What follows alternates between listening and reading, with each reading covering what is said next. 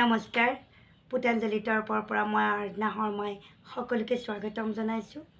আজি এক বিশেষ বতৰা লৈ মই আপোনালোকৰ মাজলৈ আহিছোঁ।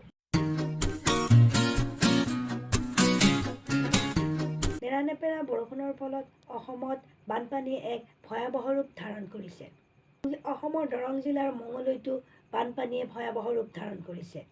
ঘাইপথৰ ওপৰেৰে পানী বাগৰি যোৱাৰ বাবে ঘাইপথৰ যাতায়াত ব্যৱস্থা বন্ধ কৰি দিয়া হৈছে। বানপীড়িত লোকসমূহে আশ্ৰয় শিবিৰ অথবা সম্পৰ্কীয়ৰ ঘৰত আশ্ৰয় লৈছে।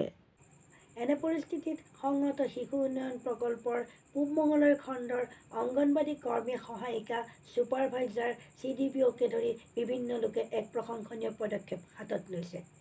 আশ্ৰয় শিবিৰত থকা সকলোবোৰ শিশুকে প্ৰতিদিনেই দুপৰীয়া খিচিৰিৰ যোগান ধৰিছে। লগতে 6 মাহৰ পৰা 2 বছৰীয়া শিশুৱে যাতে কোনো ধৰণৰ খাদ্যৰ অভাৱ অনুভৱ নকৰে তাৰ কাৰণে নেষ্টামৰো যোগান ধৰিছে। এনে পৰিস্থিতিত সংহত শিশু উন্নয়ন প্ৰকল্পৰ পূব মঙলদৈ খণ্ডৰ এই পদক্ষেপ শলাগিবলগীয়া। আজিলৈ ইমানেই। আকৌ আহিম নতুন এক বতৰা লৈ আপোনালোকৰ মাজলৈ। যদি ভিডিঅ'টি ভাল পালে তেনেহ'লে লাইক কৰিব, শ্বেয়াৰ কৰিব আৰু বিভিন্ন দিহা পৰামৰ্শৰে কমেণ্ট কৰি মোক উৎসাহিত কৰিব। চেনেলটো ছাবস্ক্ৰাইব কৰি বেল আইকনটো বজাই দিয়াৰ আশা থাকিল।